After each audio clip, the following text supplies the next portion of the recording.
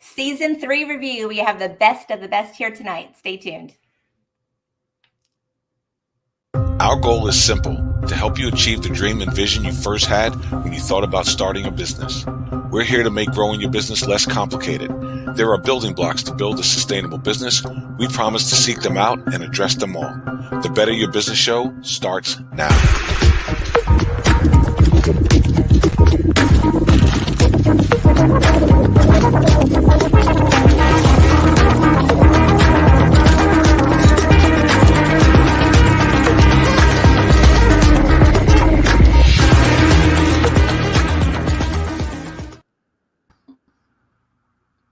Good evening, everyone, and welcome to tonight's episode of the Better Your Business Show.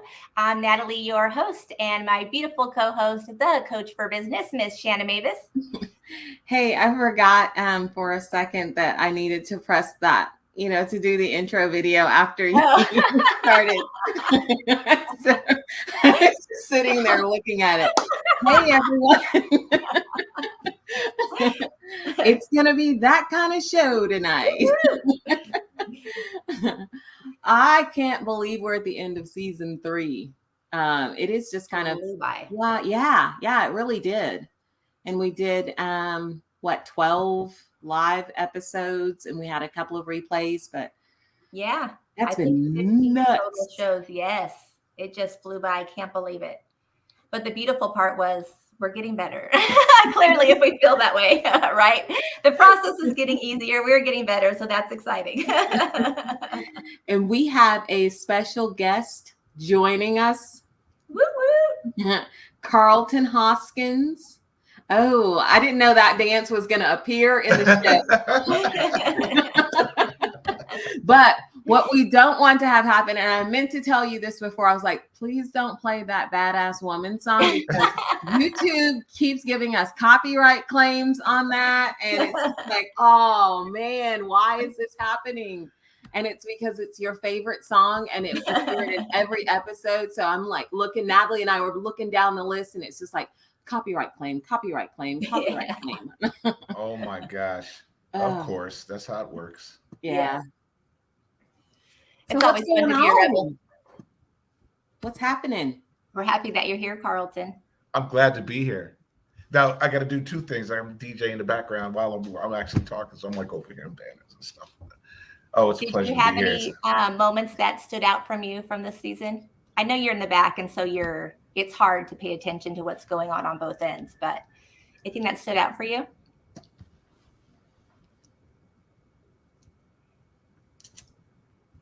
Yeah, there was a few things that actually stood out to me. I mean, number one, I was just really season 3. What stood out to me for season 3 was the mixture of content that was able to be produced in every show. And so it wasn't one person talking through the entire show. It was more of different contents and context. And I love like the TikToks that would jump in and the different pillar talks. So those are the things that really get in. Of course, I love Denise and the information that she brings. So yeah, I just thought this season was absolutely amazing.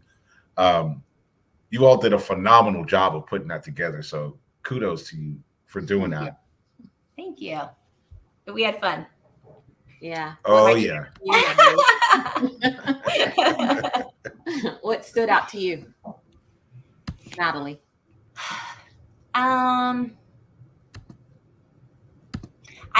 I think I've talked a few times now about how this has really just made me fall in love with marketing so much and technology, which is really funny. Like my family's still in shock because I keep showing everybody stuff I've made. I'm like, I did this. Can you believe it? And they're like, no.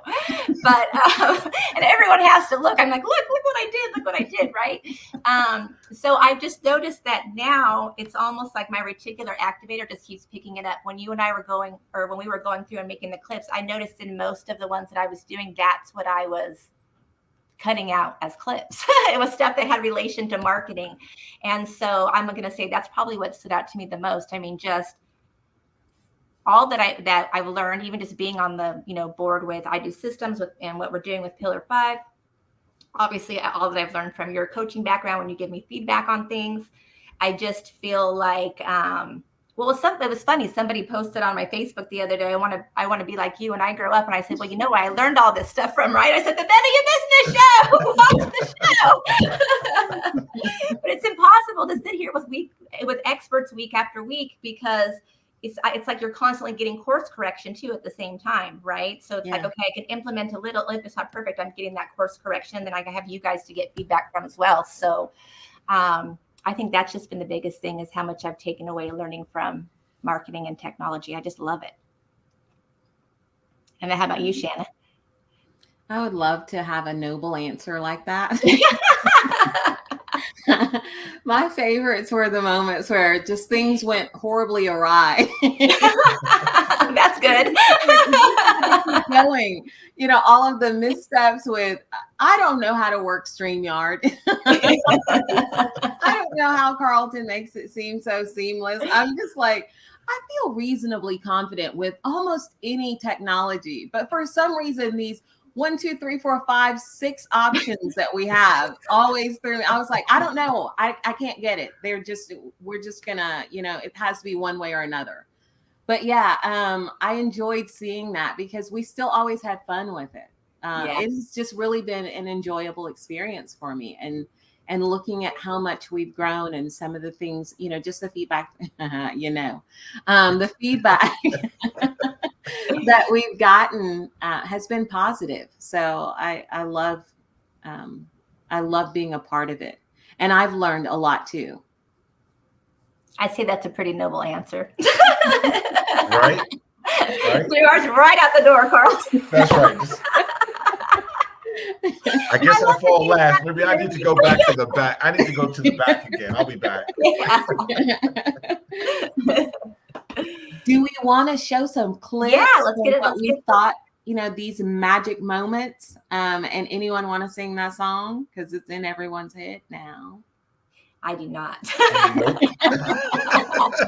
You're on your own with that one, Shanna. I can. Okay, so I would jack it up because what's in my head may not be the way that the artist actually intended for it to be. So it would be my rendition of that song. And is it these or those magic moments? It's these. Okay, see, I don't even know the song. So obviously I should.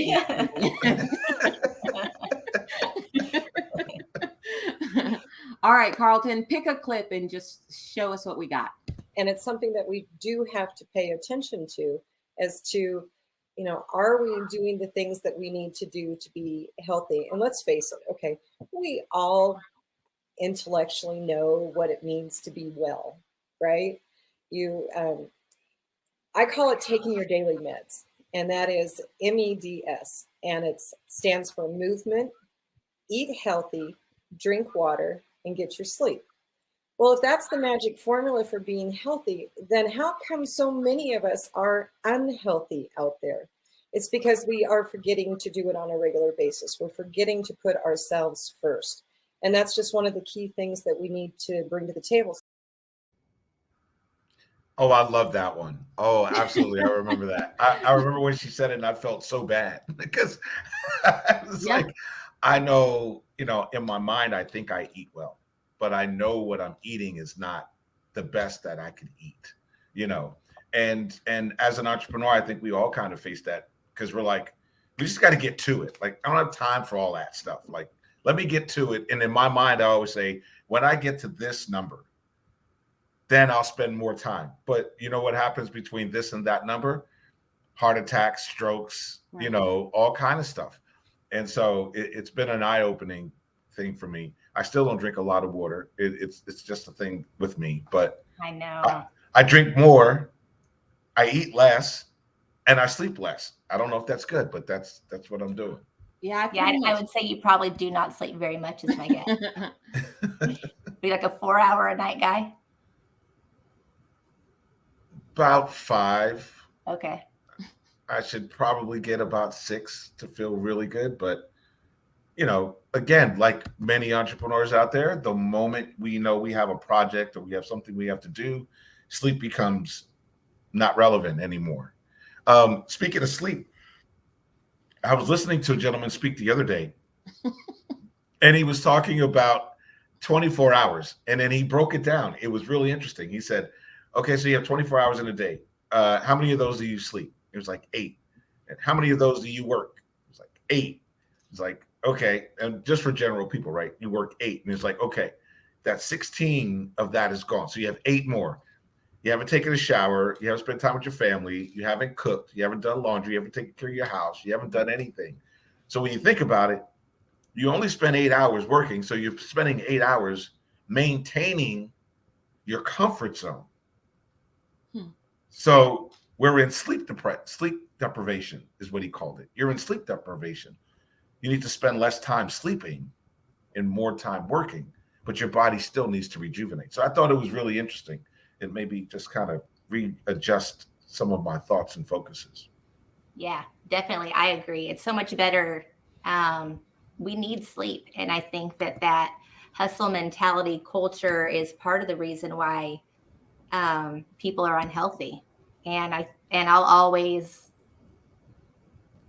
tell, especially entrepreneurs, and I think males especially more with that, that's why I asked you a 4-hour night kind of guy. I'm always going to advocate getting proper rest.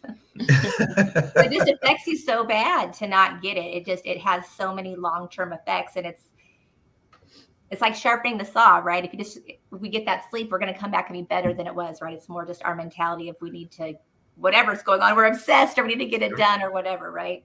Right. One of the things I have started doing is resting on the weekends, because before I didn't. I just worked right through the weekend. So now I kind of go hard Monday through Friday, and then Saturday I just kind of I'll rest a little bit longer.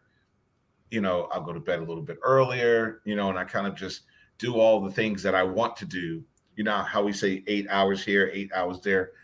Well, I don't really do it that way. I kind of push all of that to the weekend, and then I just kind of I just work throughout the day. I might eat lunch at 3:00 in the afternoon. And sometimes that's breakfast for me. It's like, oh, I forgot to eat, So Denise is right. It does impact you. Yeah. Especially sleeping doing it is for the long only thing term. I do out of that whole med thing. Like, I will sit stagnant. I was telling someone, I was like, I feel like animals like me mostly because I will sit in one spot forever. Like, I'm in front of my laptop. I will sit here and never move because I don't really drink a lot of water when I'm sitting. I'm working. I'm focused in on whatever it is that I'm doing. And so they're just like, you're the perfect person for it. Or when I'm binge watching TV, I sit still. But sleep is about the only thing I do. Everything else, it's just like exercise or eat. No, I'm thankful the E was eat. Movement, no, eat. Yeah, I'll eat. Of course, but I don't drink a lot of water. I'm terrible at that whole thing. So it was a good reminder seeing that. Absolutely. Well, yeah. And then Carlton, just hearing what you said, it makes me think, well, that's why residual income, that's why assets, that's why passive income, that's why the Better Your Business show, so that we can leverage that and have more of our time, be in control of our time and enjoy more of our time instead of, working too hard, having to spend our weekends sleeping to work too hard again. Yeah, absolutely. Okay, we want to move on. Let's do it. Another clip. Let's go. Well, I really like my business to get to the point where we're supporting a large community, where we're doing all of our groups, but we're also doing workshops in person and not in person. So we've really built our local community as well as a virtual community. And we're serving a lot more people. Think of Tony Robbins. I really want to get that big. I have no desire of getting that big, but I would like a larger, more engaged community that we can be supporting, and sharing these tools and strategies with, that also provides a substantial living for both of us. And I look at Marianne Williams and I look at Brene Brown. I look at, and I think there's no reason why we can't have that kind of influence, because what the content we have is that good and it brings that much value to people's lives. So I don't really want to be Tony Robbins, but I do want to have that kind of a stage to have influence because of the value of the content that we have, and it can go on and on past me. And, as I mature in my third act of my life, I can help this business continue with or without me if we can build a sustainable business and we can bring in other people to assist us. So that's really what my motivation is. I want Kelly to have this fearless generations far, far beyond what we have right now. How can we take fearless generations from where it is now and bridge it to where we want it to be? So it's kind of our whole idea of asking questions, being open to coaching, just the expertise that can assist us to build a sustainable business. And that's what we want to do. And Pillar 5 is certainly going to be a part of that. I love them. I do too. They're just two of my favorites. I didn't want to say it, Shanna. I'm glad you did. I really They're do. just two of my favorites.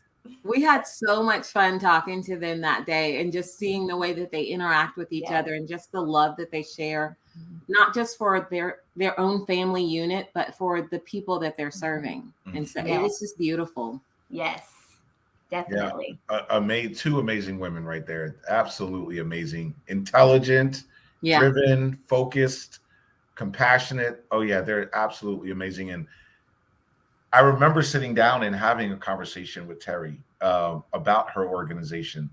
And when I heard her talking about her organization, you could hear and you could feel her passion to help people, with Fearless Generation just bleed through her. And it excited me. It made me remember, when Tehran and I first said, oh, we're going to do this thing. We're going to create this system that helps people.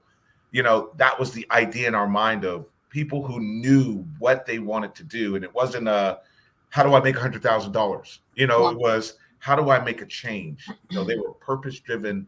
And so I am deeply infatuated with purpose-driven businesses because those are the businesses that grow to become legacies. Yeah. And I just really love that. That was amazing. Yes, agreed. Okay. We're going to keep it moving because we will be on one clip. Yeah. Forever. No Carlton in the back. Especially with this guy. We don't have to get through all 17. We got 15 more clips, Carlton.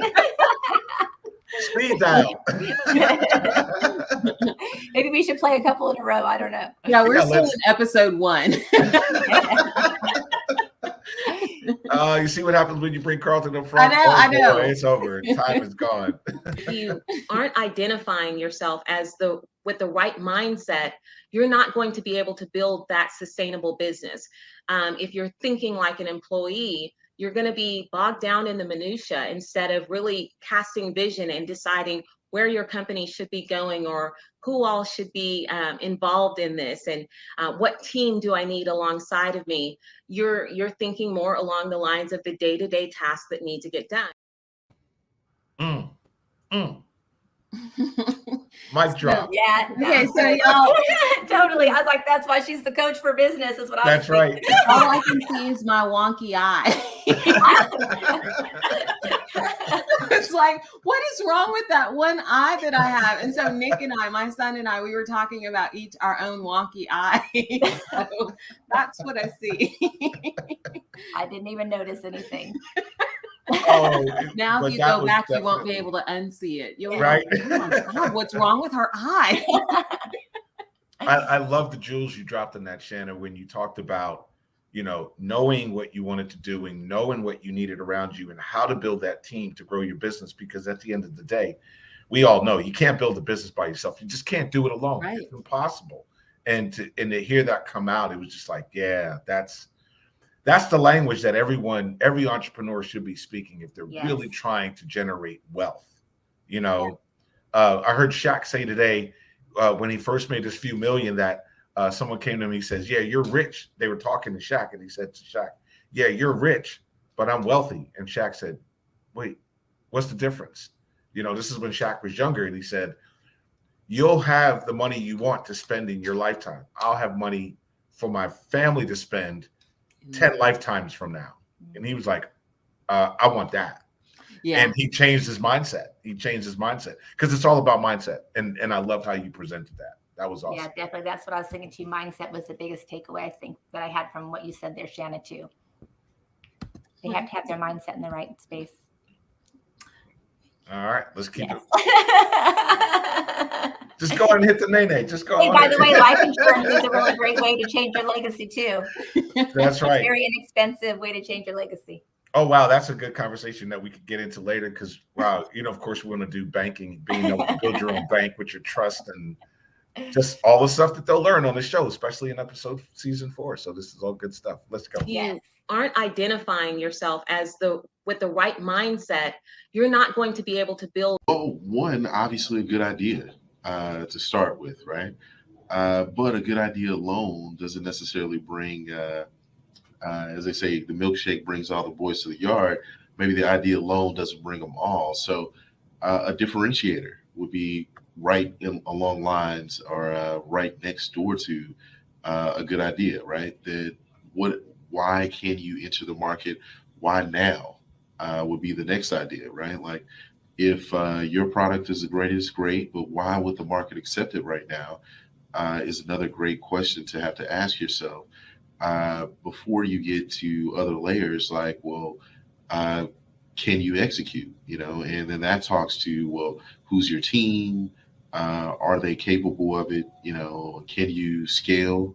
Is it a scalable product? What's your growth path? What's your marketing strategy? A lot of times people think that the companies will naturally, because it's such a great idea, you build it and they'll come as a common concept. But in reality, it doesn't often work that way, right? You've got to have that business strategy and the plan, channels, relationships, and otherwise to make sure that you can get there. No matter how good the product is, you still need that adoption rate. I could listen to Xavier talk all day, every day. He's got like that Barry White voice, It's so soothing, but he's got so much wisdom. That was why I wanted to include that pillar talk, because it's really what investors want. And that's in the Teams course. Shameless plug. But that's in there for that reason, because we want every business owner to know what investors are. If you're looking for investor dollars, you're going to need to have a team. You're going to need to have strategic vision. You're going to need to be able to execute that. And so he talks about that in those video clips, and it's just amazing. Yeah, one thing I like to highlight in what he said in that interview when he did it, and he bust out the Cheetos shirt. Yeah. Is when he says, investors don't care if your business is generating revenue. Right. And he and I kind of went on a tangent about that, because many people think they have to build a business to a certain level in order to raise revenue. And it's not true. It's, do you have a good product? Does the market want it? And can you execute? Do you have a team? If you could do that, they'll just add fuel to the fire. And I just love that. And I think that's a good takeaway from that statement. That's interesting. Yeah. When I hear him talk, I think, why aren't we teaching this like junior, senior year of high school? That's what I think, because we should know this stuff. And I just think about kids coming out of high school, instead of us having that, 9 to 5 mentality or whatever it is that we're coming out of school. It's usually not entrepreneurship. It's usually not buying and selling a business. And I think, I know for myself, if I would have known some of the things that I've learned from him 10 years ago, 15 years ago, it doesn't cost a lot of money to buy a business, and you can work your way up. And, there's 20 years olds out here now that are doing things differently, but I wish I would have had someone like him to say, hey, these are the options. Your mindset doesn't have to be Monday through Friday, 9 to 5. This is how you can do these things. And I just think there's just so many ways to make money. Yeah. How they say, if you make change, you'll make money. Yeah. Take that how you like it. If you make change, you make money. Put on a t-shirt. That's right. Aw.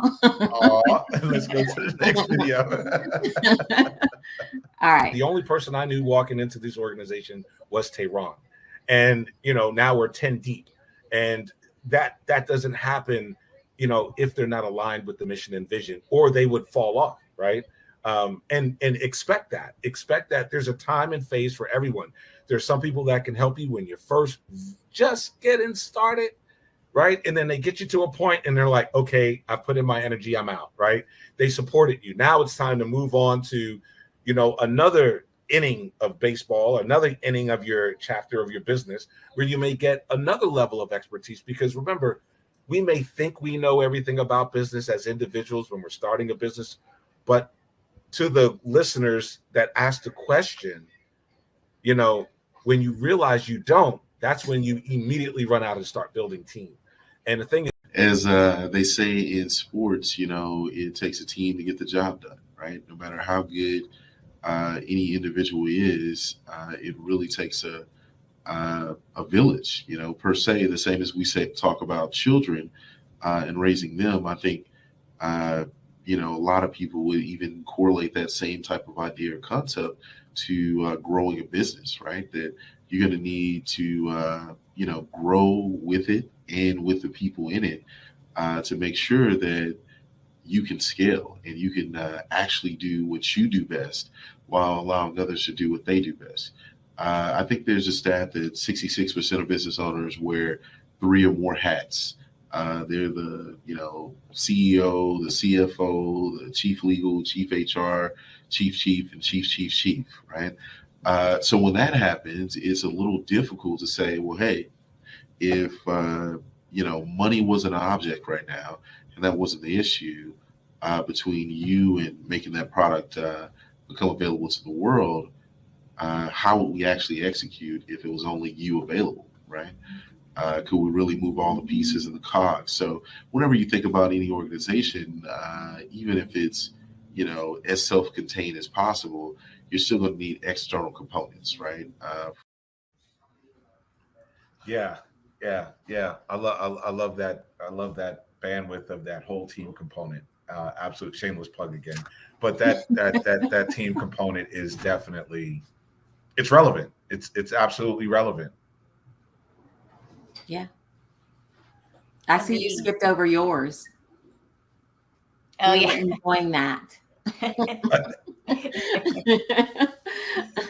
No, but he's right. And I love that he was talking about how it's like raising a child, right? You're really, if you think about it that way, all that goes into that, the preparation, you've got it here. Now, what do you do in order to make sure that it grows in the way that you envision as best you can? And things go awry sometimes, but you've got this group of people. You rely on a support system to help you, whether that's doctors, whether that's, so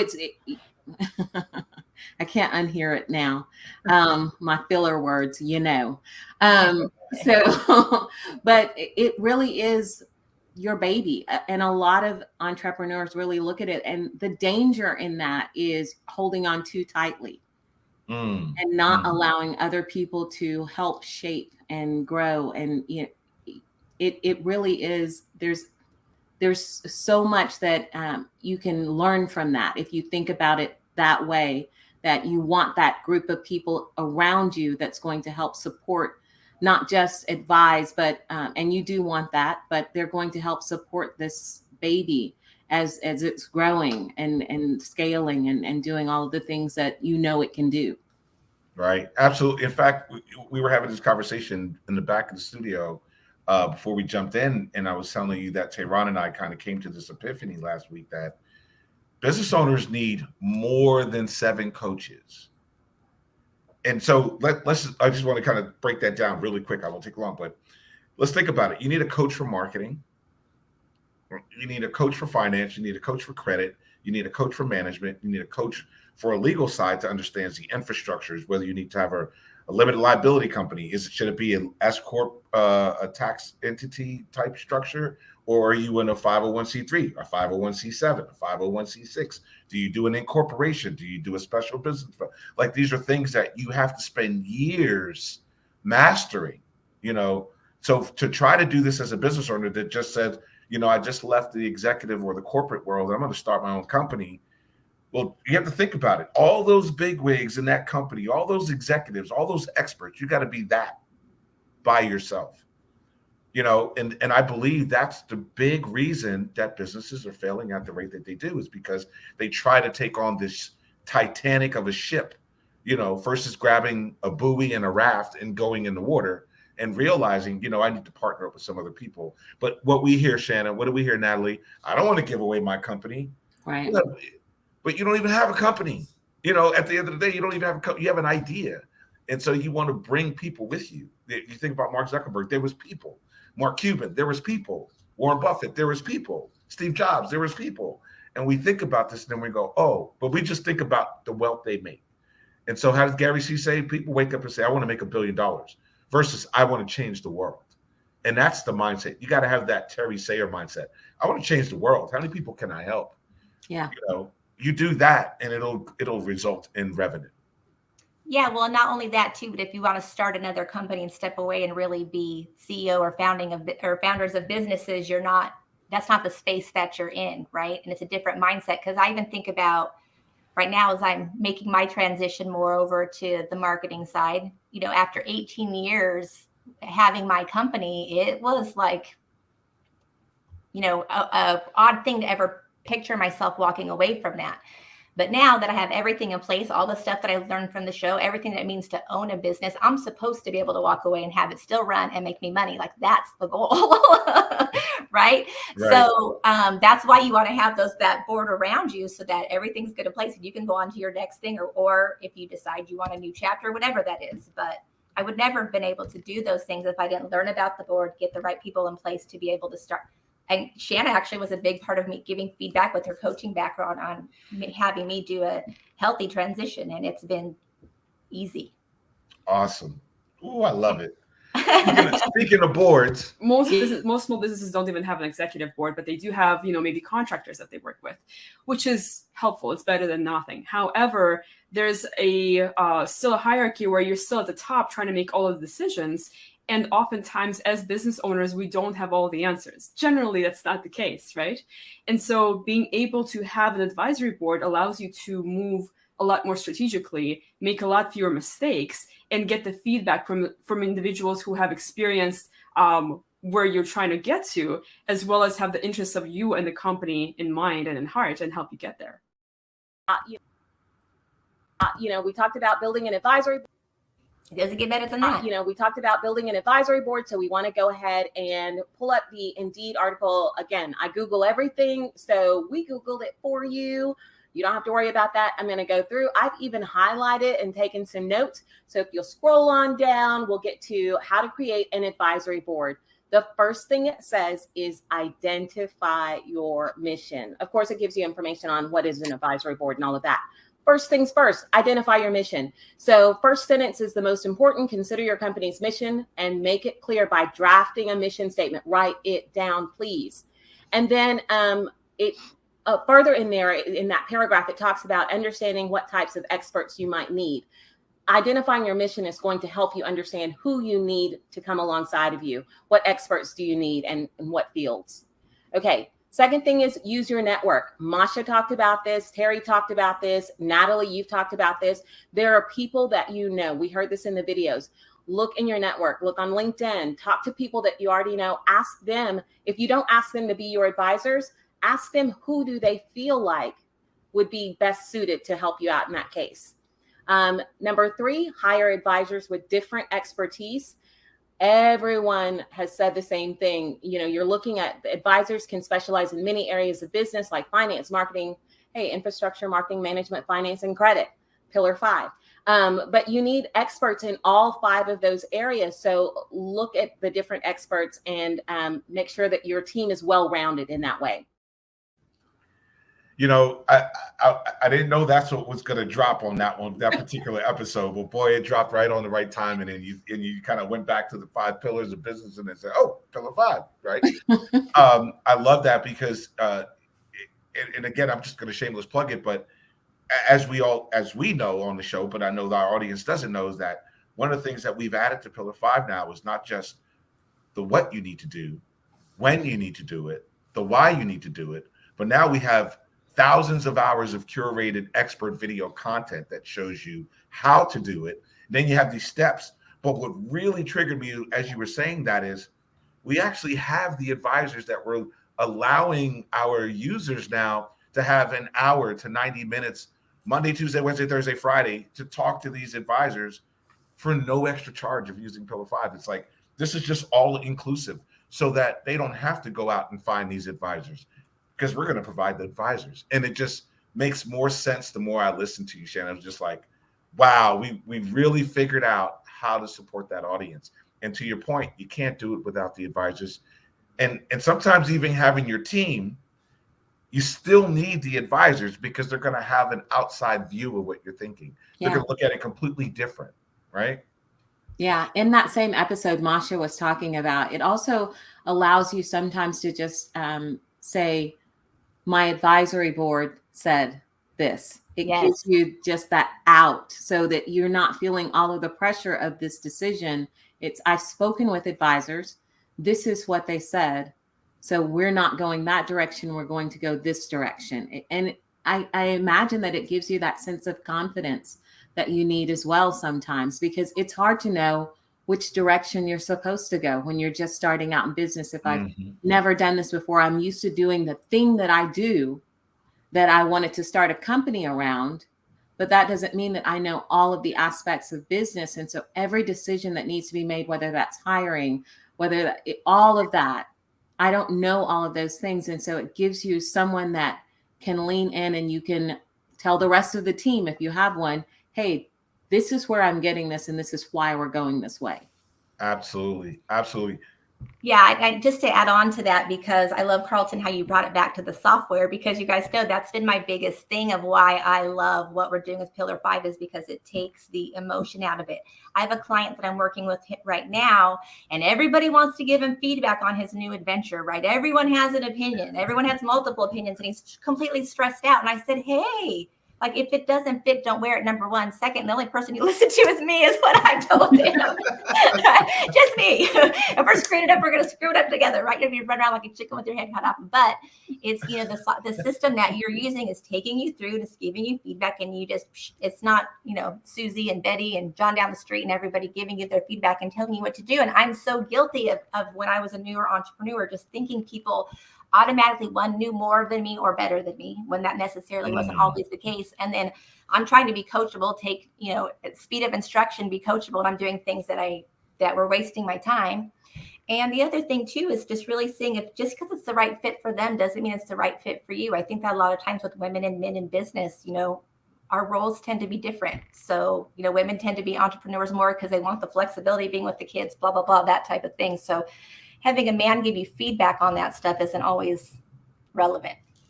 Yeah. Absolutely. Absolutely. All right. So we are going to be talking about the holidays, right? We're going into the holidays. So let's talk about some tips for the holidays. So first thing I want to chat with you guys about is, what is your philosophy around gift giving, just in general? Okay, I wanted to pause right there because we know the holidays just passed. And Natalie, I wanted to hear the tip for after the holiday. Now, what should we do? It was in there. That's why that tip was there. All right, so we are going to be talking about the holidays, right? We're going into the holidays. So let's talk about some tips for the holidays. So first thing I want to chat with you guys about is, what is your philosophy around gift giving, just in general? Are you a big gift giver? Is that your love language? Are you hey, I'm that aunt that's going to compete with the other aunt and do up that one and spend more money? What is your gift giving philosophy? That's the first thing. The second thing, which I think is most important, is, what is your budget for the holidays? Do you know? One thing that we know is we celebrate the holidays every year. They don't go away. So are you preparing in advance for them with a budget? If you don't do a budget, one of the things that I would encourage you to do is look at the last few years and see how much money you've spent. My guess is you spent close to the same amount every year, right? Subconsciously, we kind of do that. We keep ourselves in this amount of money that we spend. So that's how you can figure out, what are you spending on an annual basis. For myself, I like to either save monthly, an account that's designated to that. So if it's a Christmas budget, specifically in that account. And the other thing that I do is I shop all year. So October 20th, I would be freaking out right now if my holiday shopping was not already complete. I shop throughout the year. I always have presents in my closet. I always buy things on sale. I look online, and I will definitely Google if there's a coupon every single time. So some couple things to look at, right? The other thing too is make a list. Who do you want to buy presents for? I think a lot, about is it a special holiday for someone? Is it, like my grandmother was turning 94. Odds of me spending another Christmas with her might not be that high. So do I want to maybe do something a little extra special and spend more money than I would on her this year? Maybe then I spend a little bit less on my niece because I know that I can pick her up some, a couple little plush toys from the Dollar Tree and she's one, and that will make her happy, right? So you can kind of look at the ways that you're spending your money. But if I was going to give you a tip to give you stress-free holiday time, it's really sticking to that budget and shopping throughout the year so that by the time the holidays come, you're done. So that is your money tip for today. It's the money. Yeah. You were just so impatient. Not Carlton. That's what I loved about that clip is it gave something practical that we can take now that it's January, right? We've got a fresh start. And I love the advice that she gave. I might have a hard time taking it because I'm a creature of habit, just like everyone else. I like waiting until the last minute for some reason. I get some sadistic pleasure out of that, I guess. I like getting the sale. That's where I get my little rush from. Because the other thing too to pay attention, here's another little tip is the trends in spending of when you buy stuff, right? Like I just went and bought, oh my gosh, this is horrible. My mom's birthday is coming up and she has a Keurig machine and she has like an espresso machine and she has all the machines, right? And she has a cute little coffee bar and, family comes over and has their coffee. So guess what they do after the holidays? Guess what goes on sale by like 75%? The machine. Anything that goes into a Keurig or, right? So I literally spent $100 on coffee and it cost me like $20. And she's going to have this, awesome coffee bar. Hey, Mom, right? I paid attention to the trends. And it's not uncommon for her to get coffee from me either. Or for me to get 75% off. And she likes it. So I know those things, right? So shopping trends. Pay attention to them. Oh, that is so dope. That is so dope. You have to be so intentional, and in marketing especially, you have to be so intentional of every single step that you take in your marketing, who you're marketing to, why you're marketing to them. I mean, that not just the brand persona or the customer avatar, but even the customer journey. If you don't have that all mapped out and you start building your marketing, you have no strategy and you have no plan, and you've already lost your dream client. Boom. Yeah. If you haven't seen that episode, please go back and watch that episode. That was absolutely redundant. Episode 4, I think it was. Yeah. Absolutely. Season 3, episode 4. Yeah. Yep. You're Bridget right. broke it down. Oh, and wow. I know we've got another clip of her coming up here in just a little bit too. Okay, let's rock on through episode 4. Let's just do all of episode 4. It's time for you to now figure out how you're going to pour into your own local community. So, you may have a business that depends on local business. You may be doing business, internationally, nationally. But what I think is really important is you have to do something and give back to your own local community that you live in. And I just want to share an idea that I'm doing down here that I've partnered up with another female entrepreneur to do, just that kind of thinks outside of the box. So especially new entrepreneurs, maybe your first year, you may be bootstrapping. Again, you're kind of cash strapped and you think, I would love to be able to actually pour financially into the community, but I'm strapped. There's not much I can do. What we've done is we came up with an idea called 100 Women of Victoria. And so Victoria, Texas is where we live. What we've done is we have asked 100 women in the community to commit to giving $100 every quarter. So I'm curious, how many buyer personas should you have? So I have, if I can reach multiple people, how many of these should I create? So I am a big proponent of master at one rather than multiple. right? So find that one first that you are speaking to, that you're directing to, that your product fits, that you're able to hit their pain points, that you're able to convert them at the end of the day, right? At the end of the day, that's what this is all about, is converting that dream client. And until you've mastered that one, I wouldn't move on to multiples, because then you're just filling your plate with multiple messages and multiple strategies. And if you haven't mastered the first one, why would you move on to multiple? Because I want to have a marketing budget, right? If you have a marketing budget, you can easily go and dump it into SEO. You can dump it into ads. You can dump it into a lot of things. But isn't marketing getting your product into places it normally wouldn't be? So for me, if I just added that particular, and just it was said on the call also, just make sure that's not the only duck you have, right? I wouldn't put all of my ducks right there, but I would use it as a tool. And the same thing goes for the focus group. And should it be incentivized? If you are giving a free gift for the focus group, it's a gift. But if you're saying, hey, get a free t-shirt if you do a survey, that's a sale. That is a transaction, right? So I think it's the way that you put it together. You do want to compensate people for their time. That could be dinner. That could be, Wow. Yeah. So Terry, I messaged her, and they're rolling out that 100 women of Victoria. Oh, wow. They're rolling that out in 2 months.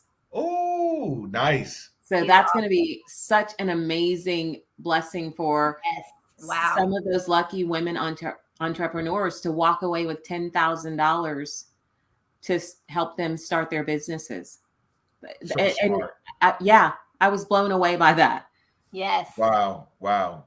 So simple. Such an easy task, right? Yeah. I'm looking forward to season 4, having her come on season 4, talk about how the administration of that, what all they had to do, anything else they've learned from the time that they had the idea until now. So in case anyone else is out there saying, okay, I know 100 people that would be willing to commit to $100 every quarter.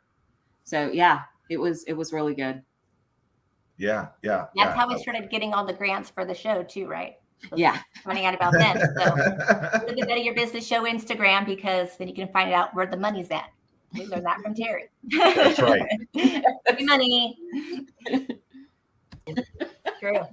But that's what we do every day. So when we start forcing the outcome and we're like, it's good, it has to be that client. And then when that client's not a fit, we go, why do I suck?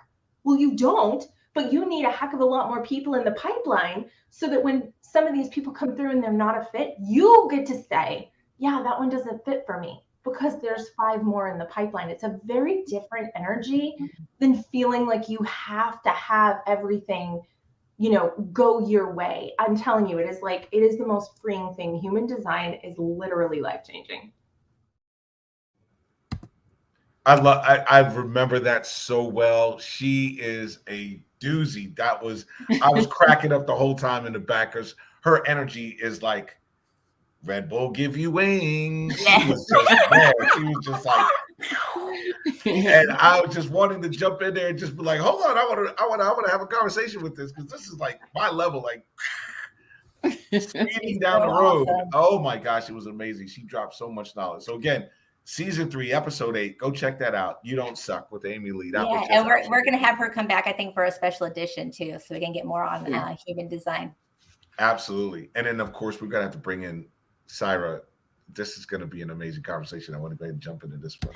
And that's where it comes from. It's your core. You mentioned it, Shanna. You said core value, right? That's my core value. I believe, I live, I breathe that type of, simplicity in my job, in my consulting practice. So yeah, and someone says KISS. That's keep it simple. I mean, I can't say the S word, but keep it simple, right? So that's what it's all about. That's the value proposition. Can you articulate it? So that's kind of how I went about doing my own. And it took a while. So even though I've simplified it, I went through iterations. So okay, I put something out there, and I kind of did a test on it. So I asked a few people, what do you think? Because what I didn't want to do was get into this analysis paralysis. You can get stuck in this because you're going to think it's never good enough to be out there, but you just got to get it out there. It's called an FSD. Do you know what that stands for? No. First shitty draft. You get it out there, you get it in front of people, and then you go back and you iterate based on feedback. Okay, so my favorite thing so far tonight for the show is that you wouldn't say keep it simple, stupid, but it's first shitty draft. I was like, that's the S word that you chose. Love it. Love it. That's what you're going to get on this show, folks. Not You're not censored. gonna say I'm not going to stupid. call that person stupid, but get your shitty draft done. I draw the line at stupid. I'm sorry. That still cracks me up. Oh, wow. And Natalie was freezing out there with, we were outside of a coffee shop freezing that night. I felt so bad for you, but. Oh yeah, it was pretty funny. That was a good time, that one. I had people digging in the trash can on the side of the coffee shop when we were in there. Crazy. I'm like, cute. Oh, they have to go check out that episode. Syra is such a wealth of knowledge. I missed that episode. I think that was one of the episodes where I wasn't in the back end. Yeah. But I have the advantage. Tehran and I, we talk to her every Friday for an hour.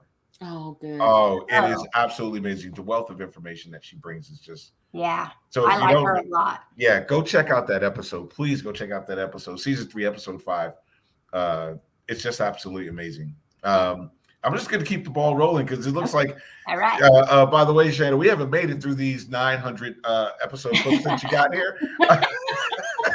It was a good season, Carlton. It was a good season. I'm talking about. I'm thinking, I'm like, oh wow, we're almost there. I'm like, I'm at the middle. We only have three more. We only have 3 more.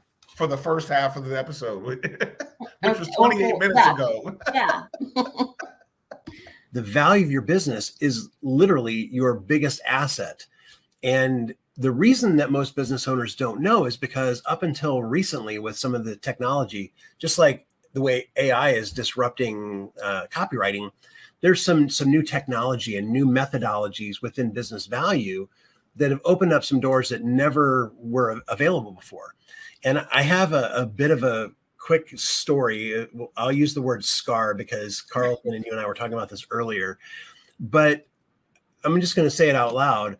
I lost $4 million in the exit of my very first business.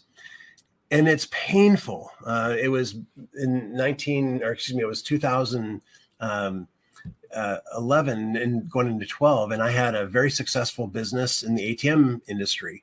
And we were doing about 20 some million dollars in revenue. And I was on top of the world thinking, this is going to be good going forever. And there were a few things that had happened where we had one of our clients decided that they wanted to sell to another company. And that other company said, well, we want Kahuna too. And I didn't want to sell. And it turned out though, because I didn't know what I didn't know, if that company would have left and we wouldn't have gone with them, it would have caused a kind of a catastrophic failure and I could have lost everything. So even though it was a 7-figure exit and I was still celebrating, it was painful to know and go back and look and say, we left at least 4 million on the table. It was a 7-figure exit, but it should have been an 8-figure exit.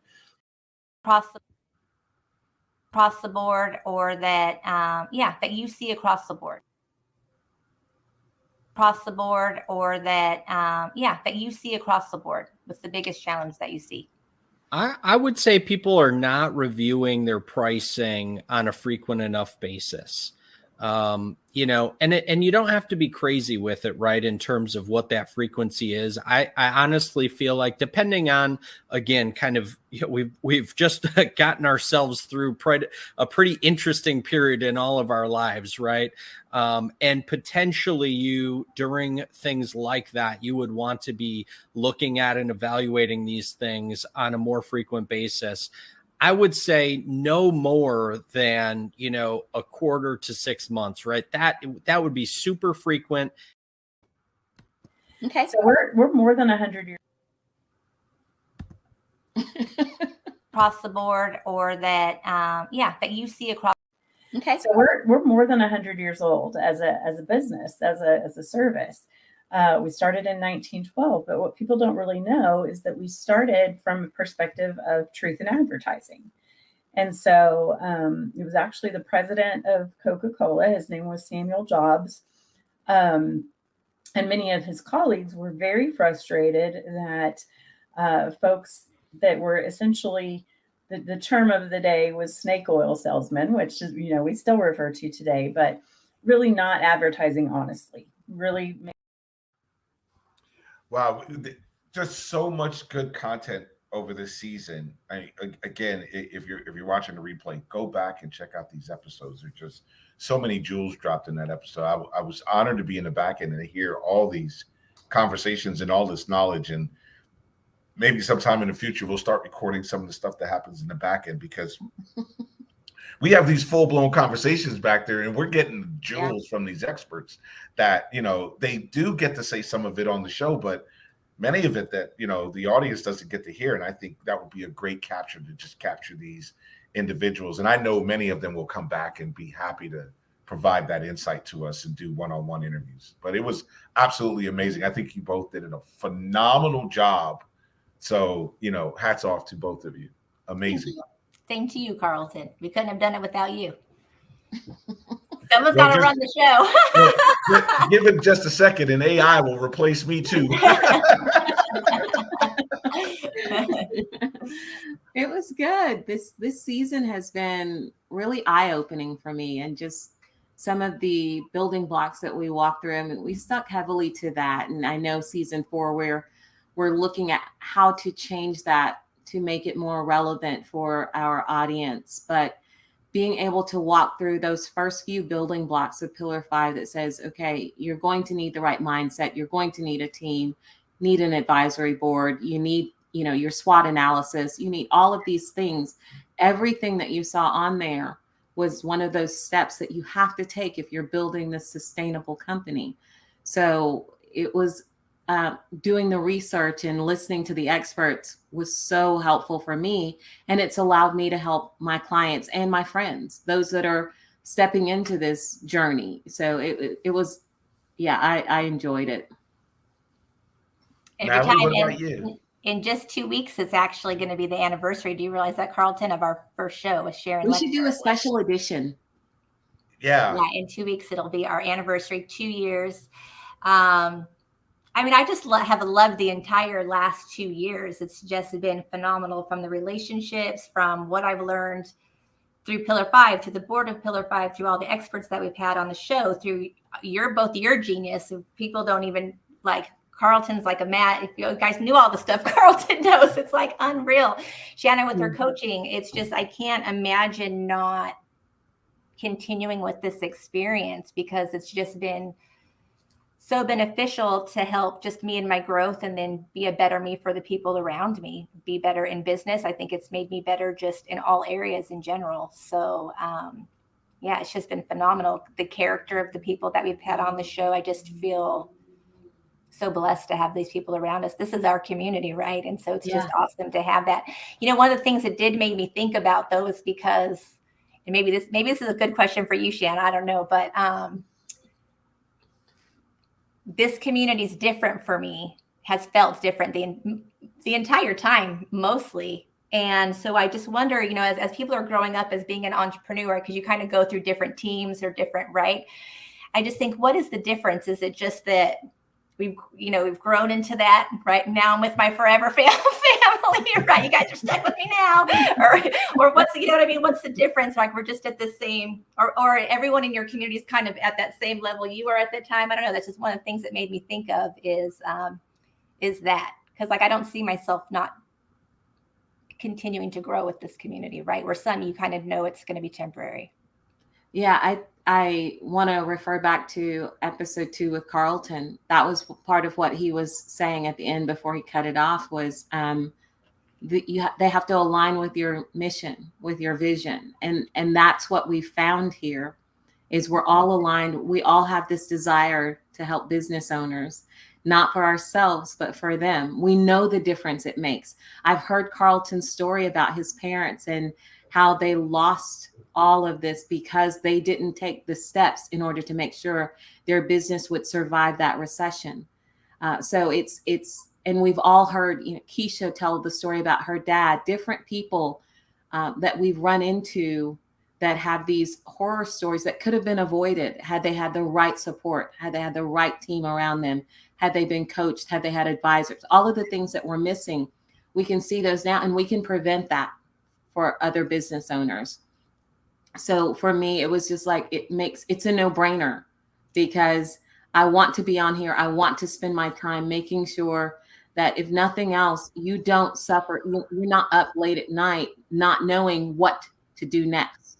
You've got resources, and we're going to keep bringing resources to make sure that you're not losing a lot of sleep, that you're spending time with your family, that you're enjoying building this business. It should be enjoyable.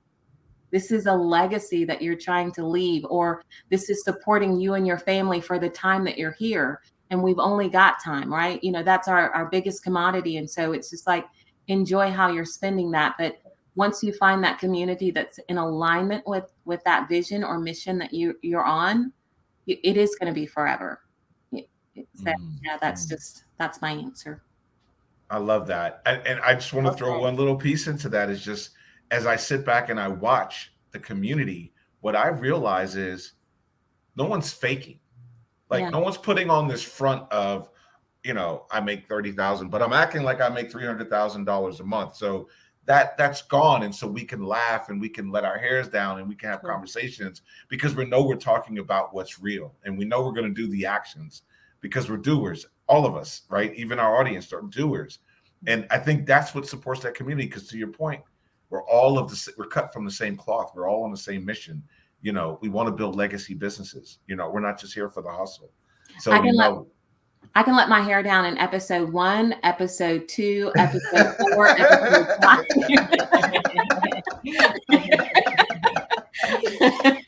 Those other episodes can't really let it down.